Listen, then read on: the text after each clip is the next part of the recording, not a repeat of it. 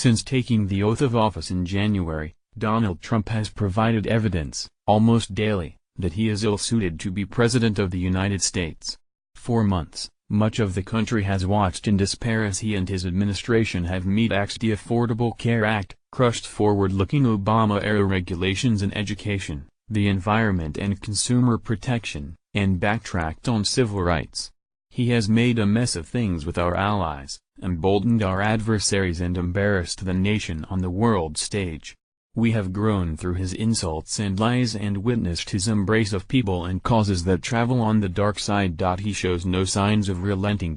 Trump bullies, brutalizes and slimes with impunity because members of his base cheer his every move or concoct reasons to keep their mouths shut whenever he crosses a red line. And his enablers are not just holed up in America's heartland and red states, they are here in Washington lining the halls of Congress under the banner of the Republican Party. His rabid base, however, is no reason to stand down. There is just cause to stand up to him. And the way to give voice to disgust with Trump is through the vote. Yes, that weapon which makes a noise that no politician, regardless of polls and scads of PAC money, can ignore. Preparation begins now.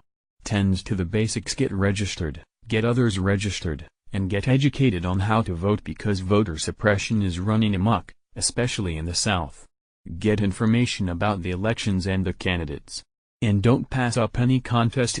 State legislature and gubernatorial races are just as important as elected jobs in Washington. And don't buy the argument that your vote doesn't count if you happen to live in a voting area where your party is outnumbered. Vote anyway, even if you cast a ballot for none of the above. That vote speaks volumes to the one who loses it. Keep that thought in mind when entering the voting booth in state legislature contests and House and Senate races. Those GOP office holders are key to Trump's base. Through their votes and, at times, their inaction, they are keeping him in business and his agenda alive. Upcoming elections should be a referendum on Trump. Face it stripped and unadorned, House Speaker Paul D. Ryan Republican Wisconsin is, politically, a Donald Trump. House Majority Leader Kevin McCarthy Republican California and House Intelligence Committee Chairman Devin Nunes Republican California. Think Donald Trump. Look no further than the likes of Representative Dara Lisa Republican California, Representative Will Hurd Artex, and Representative Barbara Comstock Republican Virginia to find a political likeness of Donald Trump on the ballot. The December Alabama ballot doesn't carry Trump's name, but consider Senate GOP nominee Roy Moore as a stand-in for the president.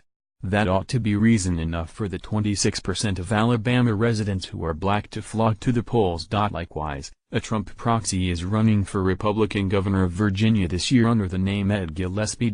In the 2018 Senate races, Trump doubles can be found with Republicans Ted Cruz in Texas and Roger Wicker in Mississippi. The three, as opponents of progressive government policies, are closer than 2 pages in a book. Want to speak back to Trump and tell him how you feel?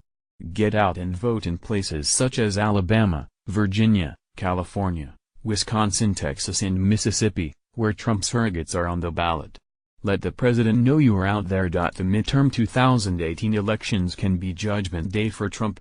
And dress rehearsal for 2020.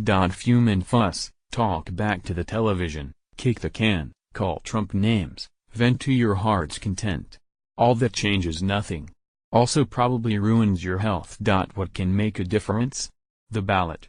Vote, vote, vote. Read more from Colbert King's archive. Read more on this subject.